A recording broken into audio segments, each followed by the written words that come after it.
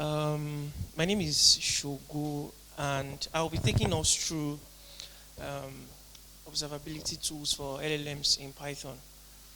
So, yeah, I think we can go straight right into it. A little about me. I'm a software engineer, and most of my background and my career has been focused on data, the data field. So I've worked as an MLOps engineer, machine learning engineer, data scientist, and currently a data engineer stroke ML engineer. So enough about me. Let's go straight right into what we have for today. So, how many of us here?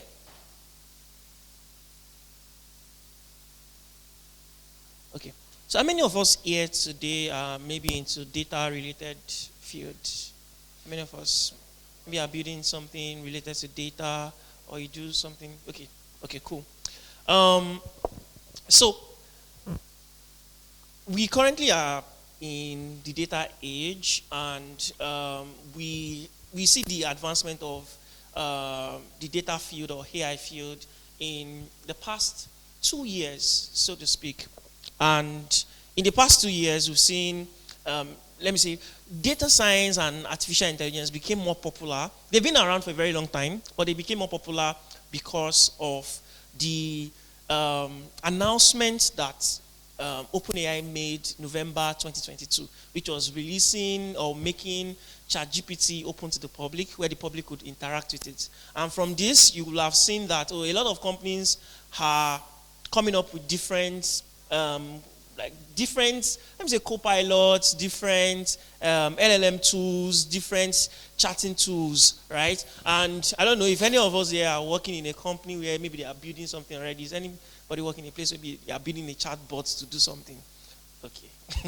So almost every company now, right, is trying to integrate machine learning into what they are doing. Either they need it or not, but that's the buzzing thing. So it's very important that as you are building these tools, or you are building this LLM or using LLM to build whatever you are building, either a model, either a RAG pipeline or whatnot, or even a chatbot, right?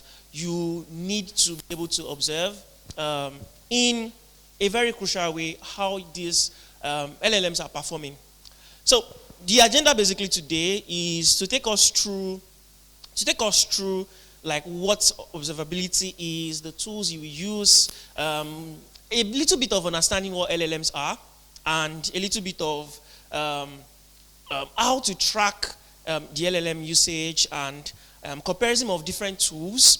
Also take us through recommendations for us and look at the current challenges that we have in the ecosystem. And we'll wrap up with questions. All right. So, I already introduced myself. So let's start with what observability is. So observability basically is being able to track and ensure that you have eyes into the metrics that are on your system, the logs that are on your system, and the traces in your system.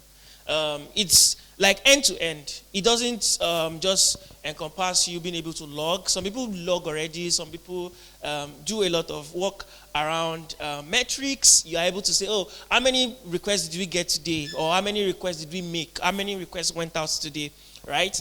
But it doesn't just stop there. Right? We want to be able to have end-to-end observability. And observability encompasses metrics, logs, and traces. So let's go to large language model. I already explained to us that currently it looks like we're in the language model age. The buzz is everywhere. For language models, you have different models from different companies. At some point, you don't even know which one to use because you get confused. There is Gemini, there is Llama on WhatsApp, even on Instagram. There is Perplexity. Anthropic has their models too. I don't think Anthropic has like open models. And a couple of models from OpenAI too, like the GPT models, GPT-4, GPT-4o. From Anthropic, you have like the cloud models, which are called Sonnet, Haiku, Opus, right? Those are the most common and powerful ones, the most recent ones. And a lot of companies are building on this. Most of us, maybe today, maybe if you are into the data field or ML field, you are most likely either building with one of these tools or you've heard of them before. I'm very sure that would be the case if you're in the ML space. Now, for you to be able to build with them means that some of these tools are not open source. Some of these tools are paid tools that you need to use. Now, you need to be able to ensure that in this age, where many people are adopting artificial intelligence and adopting large language models into their system, you also need to be able to track the usage and track the performance of these models. All right. So what are the most common use cases of large language models? So the most common use cases of large language models are generative text with or without constraints. So in a case where, like some of us who have used GPT or ChatGPT or any of these other tools, you will tell it to explain a concept to me like a pirate, or tell me this as like a sailor or whatever, or talk like Jack Sparrow. Right? You are creating a constraint in terms of your generative text. You are trying to give it instruction or a prompt to give you context or to give you response within a particular constraint. So when you are telling it to give you answers in a particular mode, you are trying to create constraints for it. Summarization, right? For this use case, right? This comes where you have like very big text and you are able to summarize this text into smaller chunks. And there are different kinds of summarization, but I will not go into details for that because that is not the focus of this talk today. But we could read up on that. Then question answering. For most of us, this is where we mostly use LLMs, right? We use LLMs for question answering, translation of text also. So some people use translation here. Translation and text classification. So translation on its own, where you are able to translate language from a particular mode of a particular language to another language. And this translation does not end with spoken language. It's also like you can pick up with code, right? You can say, okay, I have a piece of Python code here. I want you to translate it to JavaScript. All right. So why is observability needed for LLMs? So in a case where you have worked in an organization where maybe you use AWS infrastructure or you use Google Cloud and you don't know how to manage your infrastructure properly, you end up incurring costs that are not needed. So you see a case where somebody says, I read an article some years ago, maybe 2 or 3 years ago, where an engineer in a company, a machine learning engineer in a company, actually incurred about $250,000 cost on AWS unknowingly, like mistakenly, right? If you set up good observability, you will not actually incur such costs. All right. So why is observability needed? Observability is needed for LLMs, one, for detection and mitigation of hallucination in machine learning models or language models or large language models. So you see a case where your LLM is already drifting from answers, or it does not have answers to what you are. It doesn't have answers to what you are asking. It starts telling you something entirely different from what you are explaining already. You are using observability also to ensure that you're able to manage the calls and the cost of your LLMs. Right? You're able to manage the calls and the cost of your LLM. So you're using them optimally. You're not overusing any tool or you're not overusing any call. So data and security, right? You want to ensure that the requests that are going through your system are requests that you are authorizing or requests that are coming from your own system. It's not coming from an external system. So observability tools will ensure that you have that tight security and privacy. So performance metrics and monitoring. This is usually the most basic part of observability generally. Even when you talk about DevOps, right? For a normal DevOps person who is not an MLOps person, metrics usually, for someone that is a DevOps, they are usually metrics inclined because they want to see, how many calls are we making? How many requests are coming in? What is the latency? What is the throughput? what is the error rate on our systems. Those are like common metrics like error rates, latency, and throughput. Okay, then to the next point, automated alerts. You want to be able to set up automated alerts on your system where, okay, I'm in bed already, it's 3 a.m., but there is a spike in the usage of our tool. And the spike is causing us to go to $3,000 or $4,000 or $20,000 already. And you don't want to incur that kind of cost, right? You can set up automated alerts using like these observability tools. All right. So what to track in LLM usage? What to track in LLM usage? So we want to track our tokens. So for tokens, right? If we've used OpenAI, Cloud, or Gemini, you will note that the way you are built on those platforms is usually through tokens, right? Through tokens. Not most times, maybe by number of calls, because token is like the fundamental or is the unit of most LLMs. For people who have maybe worked with transformers, you understand what I'm saying. I'll not go into details here. But for people who have context, because not everybody has worked directly with transformers, most of us have just been calling OpenAI APIs and calling Cloud or Anthropic or Perplexity APIs. You want to track the input and the output tokens. You want to also track the number of API calls. You want to track the prompts and the response logs. You want to track the error rates like I mentioned before. You want to track the response time. You want to know how long it took for a particular response, how long it took for a particular prompt to get the response for you. You also want to track user feedback. The reason you track user feedback basically is because you want to ensure that you are able to know if your model is performing the way it's supposed to perform. So in terms of hallucination, in terms of concept drift, so you're able to know that, so there's also accuracy and relevancy. So is the LLM giving you the accurate and the relevant results pertaining to the prompts you have presented?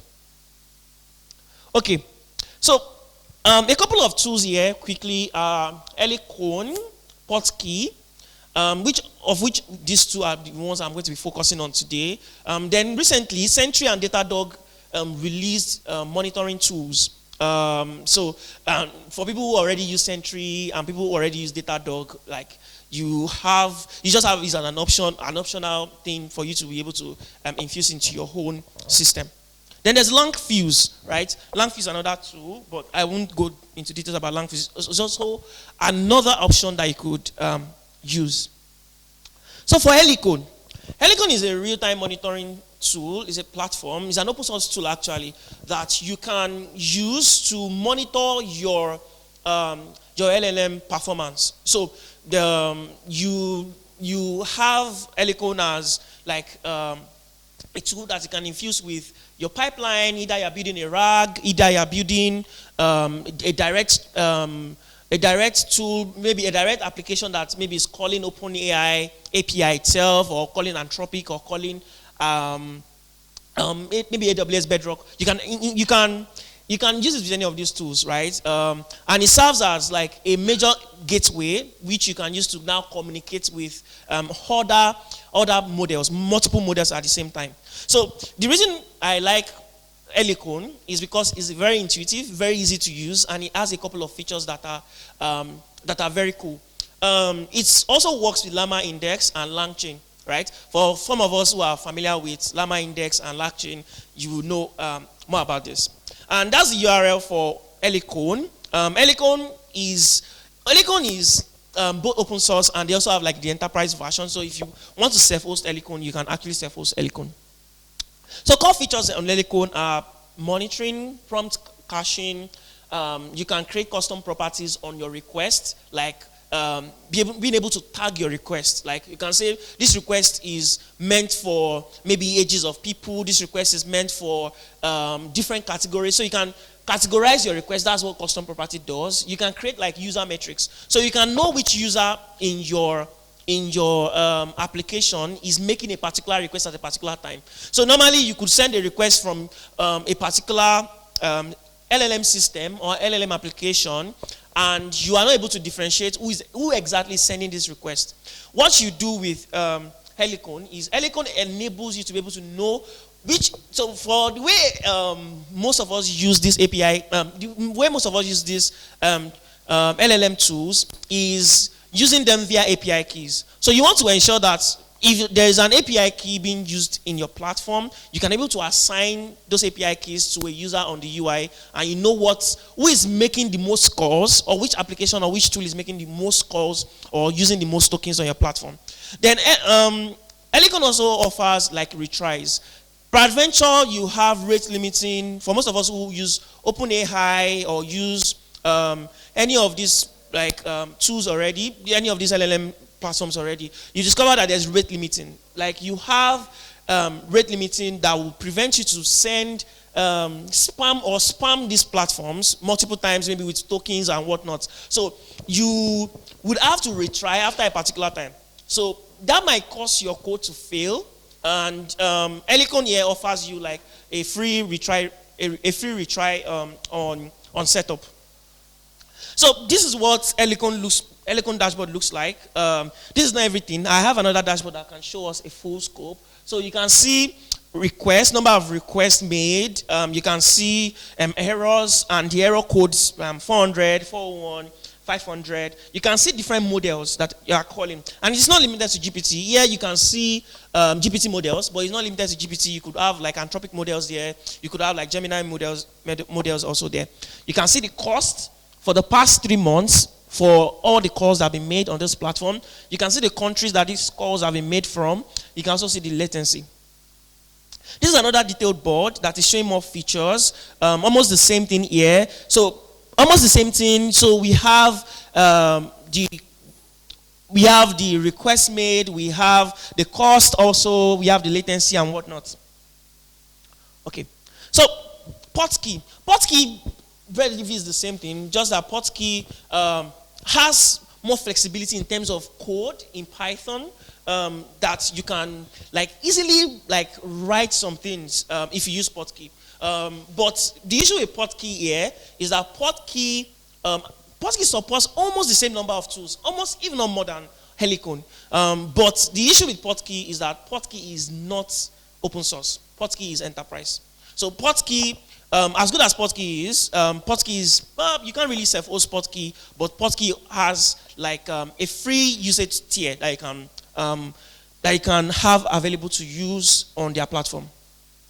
So core features is still the same thing. They have the observability suite. They have prompt caching. So Helicon also has this. When you send a request on Helicon or Portkey, if you send the same prompt over time or the same prompt that doesn't change, Helicon and Portkey can help you to cache those requests or those requests, so that you don't have to send them multiple times and it will incur cost. So whenever you send a request via Helicon or via Portkey, the requests are cached and the responses are cached. So the responses can be fetched from the caches that you have made already.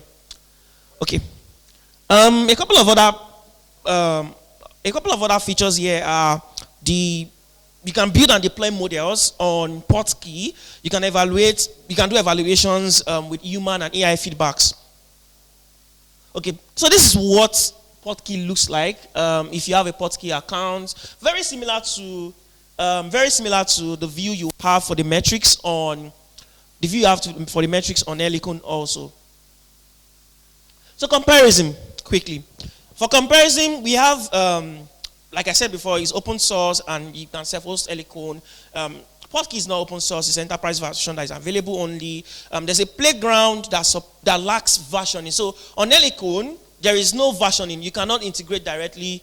You cannot have like versioning of your prompts. But on Portkey, you can have versions of your prompts, such that you can also sort of use that versioning to replace Git itself.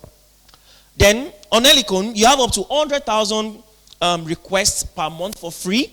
On Portkey, you have 10,000 requests per month for free. Okay, so recommendations, right? If you're a small startup or you're a small team or you maybe cannot afford a lot and you want something that is maybe cost friendly or you want to self-host, you can use Helicon. If you're a mid-sized company and you want to do something that is a little bit flexible, right? You can use Portkey. And if you are a large company that already is big on observability, DevOps, and whatnot, and you already have infrastructure that supports Datadog, Sentry, and whatnot, you can go ahead and just opt in for the options on Datadog and Sentry.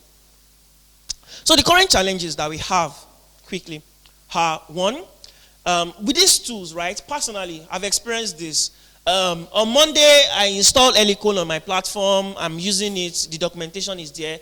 Then on Thursday, I'm not able to use Helicon. I'm getting an error. Why? Because LangChain has changed something inside their own tool. They released something new.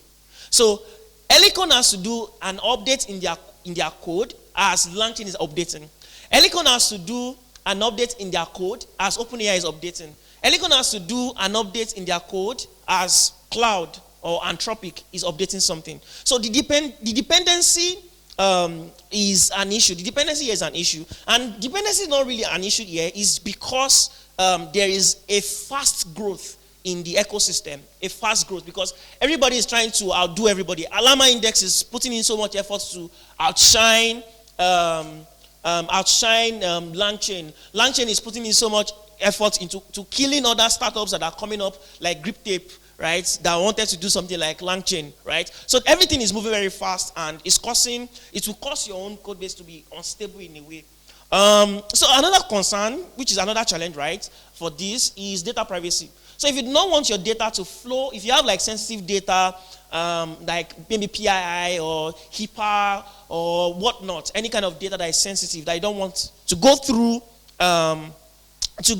an external API gateway, you might not want to use a tool like this. Although on their platform, you will see a data policy usage on their platforms that you have to consent to before you are able to use their platform, if you are going to use their platform at all. In conclusion, right, observability tools enhances our view into cost management, into what we are using in LLMs, into what we are going to build even in the future. So it's not just about what we have right now. It also gives us a view into how to adjust our prompts, into how to refine-tune our models, into how to even build the next generation of LLMs that we're going to have. Thank you.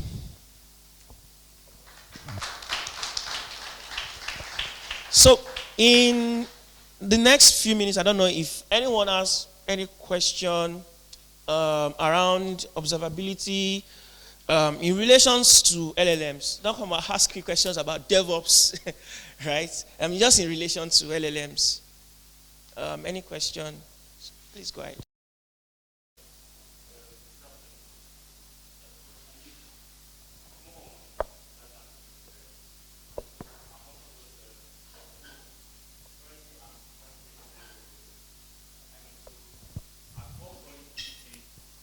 Okay, hi. Good afternoon, everyone. So I'm actively learning about large language model, right? And I just don't want to learn like that. So, I mean, you're working in the industry part, right? Yeah. So for someone who is just coming and doesn't want to keep learning and learning, what do I need to probably get a job in the industry for LLMs? Yeah.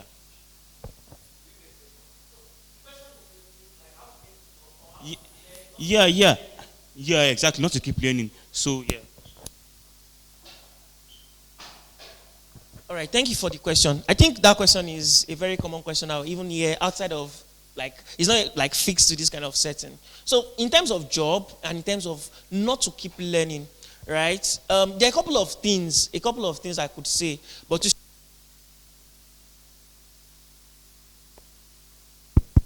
to streamline it to LLMs or building machine learning models in 2024. And I'm saying 2024 because if we look at who a machine learning engineer is today in 2024, it's different from who a machine learning engineer was in 2022, even though it's not far away. Different from who a machine learning engineer was in 2019, right? The gap is like light years away. So what I always tell people is, one is understand your fundamentals. Ensure that you are grounded in fundamentals. And the reason you need to be grounded in fundamentals is because your first job might not even be what you are looking at to get.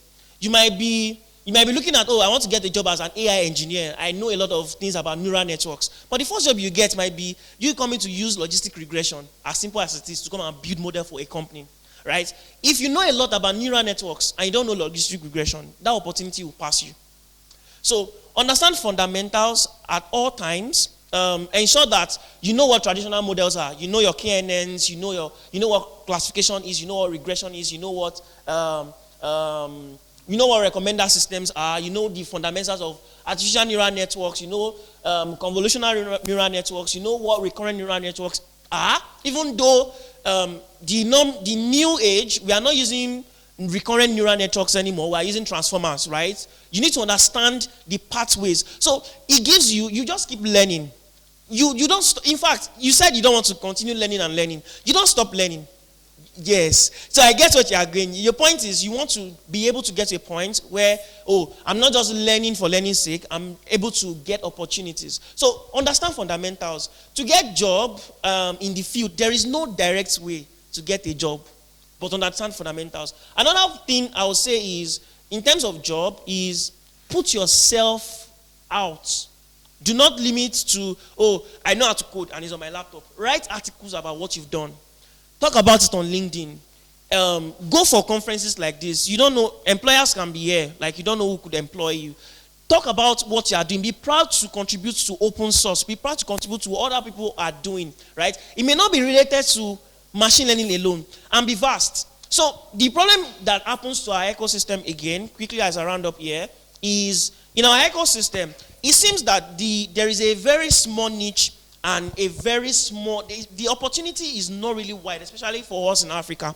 So you go on LinkedIn, you are looking for a job and you see AI engineer, you must have 5 years experience, right? You are seeing 6 years experience. When do you want to get this 6 years experience if you don't get the first one? So what happens most times is that, for me, I'll use myself as an example. And when I started talking, I said, I'm a software engineer that has experience in the data field.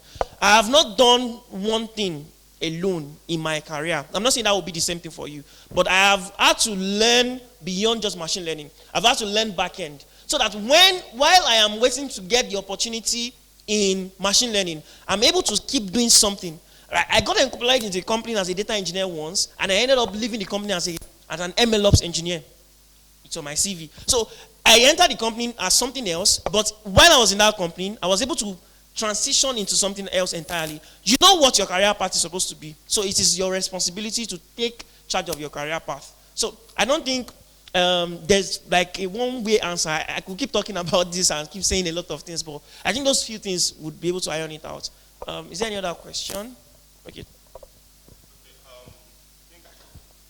For the observability tools you mentioned earlier, if, say for RAGs now, for RAG networks, you have a situation where you have like a tool that people host on their sites and stuff, or they host on their platforms.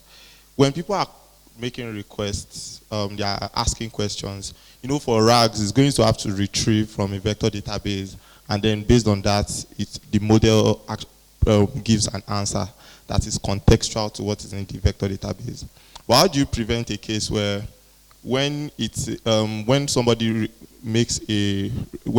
asks a question, for instance, that is irrelevant to that question, it doesn't get sent to the LLM such that you don't get billed? Because this question is basically about billing, like so that you don't use up your tokens, while these observability tools serve as a way to curtail that irrelevant question in that kind of setting.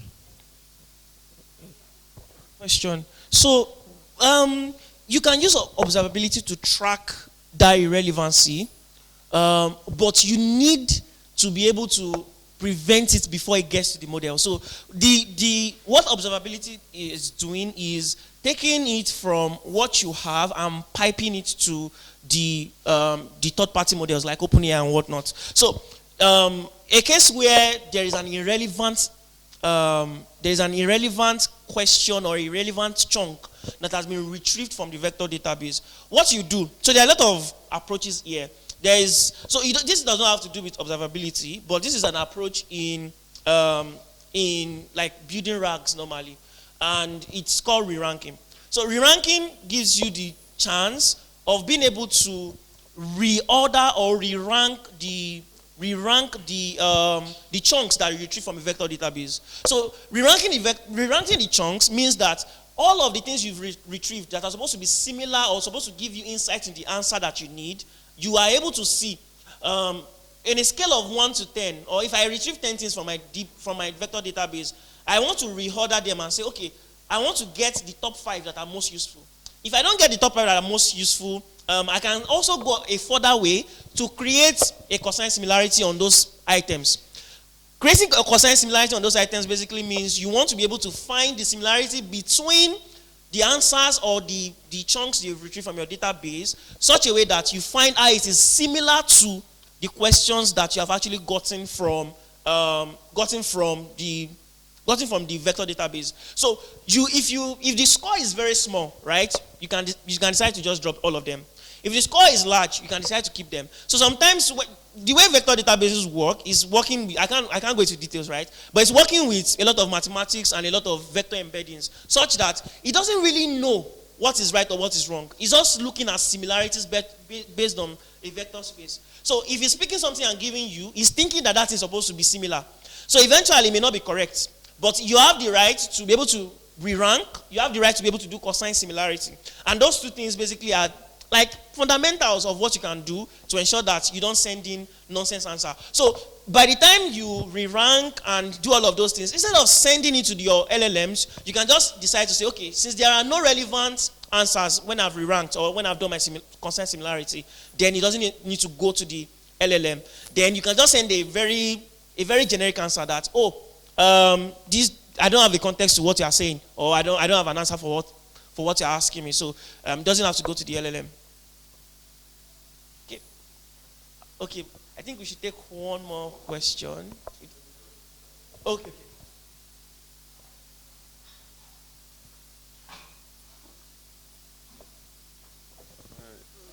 Hello, everybody. Is there a way you can build a RAG without writing a code? That's my question. No code writing. That's a software that. Okay. I don't know of at the moment. I don't know of at the moment, to be honest. So I cannot give. I cannot give a direct answer. Someone wants to speak on that. So you know this website, you just put in your PDF and ask it questions. I think they make use of RAG, right? There's this small PDF reader. You just put in your PDF, it takes in, do the chunking, vectorization, and all that.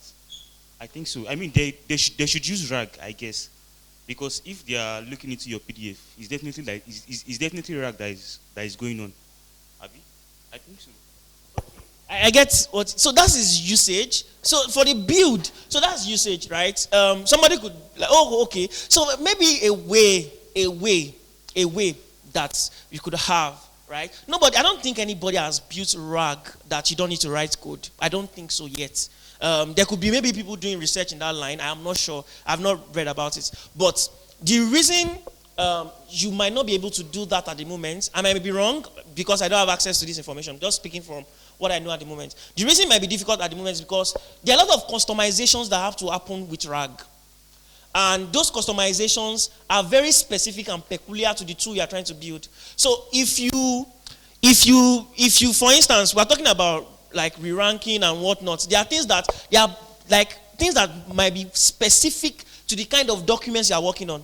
If you are working in a fintech or you are working in the financial industry, there may be transformations you need to do inside of the code that may be related, right? I don't have the full permission to talk about some of those things here because some of those things are enterprise stuff. But there might be people who are actually building tools like this that will drag and drop or elements that you can connect together that will solve that kind of problem. So for what you are talking about, that is usage, not build. So if I go to a platform, I can send my PDF to ChatGPT or Gemini. Gemini reads through it and I am able to ask questions from it, right? That is usage. That is not build. So it's you are using a system, a RAG that has already been built, not a a RAG that you are building from scratch. So for that, maybe I have to read more or do a research there, but left to me, like there's nothing in the public right now that is. Okay, one question. Confirm. You said something about for hallucinations. So reordering the chunks that you get. Is that a way to help with hallucination? That observability helps with hallucination? Okay, so that. I'm relatively new in LLMs and not even in the technical. Now, I heard you saying vectorized database. Is it that LLMs use vector databases, or is it that they are trained as model, just like the normal simple AI and the rest? Thank you for the question. So for the first question, hallucination. The way observability helps with that is, so if you have, let me give you this instance, right? OpenAI right now, you have, do you have ChatGPT account, OpenAI account, okay. So you are conversing with OpenAI, right? Do you know that there are over, like there are millions of people who use OpenAI? Is that correct? Now, OpenAI does not really know what you are saying to ChatGPT. Like, they don't have insight to it. It's a private chat between you and ChatGPT. But an observability tool will give them insight into what you are saying and the response that it is giving, so that they were able to know. And you can see, I don't know how many of us have seen this thumbs up sign, right? It's a feedback mechanism that has been set up by OpenAI so that they can know if the answer is actually relevant or not. There are different feedback mechanisms that different companies put. It could be ratings, it could be 1 to 10, it could be anything. It could be you even explaining that this answer is not relevant to what I'm saying, or this is a very good answer, depending on whatever feedback. Now, how observability helps hallucination is that your team is able to do a review into the prompts and the responses that you've had over time, historical data basically. So they're going to use that historical data to know, was there any point where ChatGPT was hallucinating or drifting from the answer, right? Then they are going to look at the question. What is this question? Is it that ChatGPT does not have enough context? Or let me use ChatGPT. I don't know. OpenAI did not sponsor me here. So the model, right, did not have enough context into this answer. Did we not train it? Like, for instance, if you ask, I was talking to some people from Black Python devs, right, earlier, and they were telling me about what they were doing with translation and stuff. And I was like, one of the problems we have in Africa is localization of some of these models, right? If you ask questions that are related to African concepts, ChatGPT cannot really answer those questions in depth. It will hallucinate at some point because it does not have enough context. So you being able to review those answers will help you to now retrain or fine-tune the models properly. So that's how fine-tuning helps. And to the question of VectorDB, how does VectorDB come in? VectorDB is basically for, not basically, but when you talk about LLMs and VectorDBs, right, you don't use LLMs, you don't train LLMs with VectorDBs. You use VectorDBs with LLMs to build retrieval augmentation generative systems. So that's RAG, R-A-G. So that's RAG. That's what you use VectorDBs for. It helps you to build RAG systems, right? But in terms of building, you don't build it like the normal models too. You don't build like a KNN model or your normal neural network models, right? There is a procedure. I can recommend a book. I have a book. Maybe I'll get it after this. I can't remember by heart now. There's a book that talks about building large language models from scratch. Like I have a book but using AWS, right? So you don't build like the normal way. You have to go through a set of procedures because it even takes a very long time. You don't see them releasing GPT-4 in January, then in February they just release GPT 4.0 because it takes a lot of compute power. It's very expensive. They spend billions of dollars to do that, right? So I think I can stop here actually because but I think I've answered your questions. Is that right? Yeah. Thank you so much.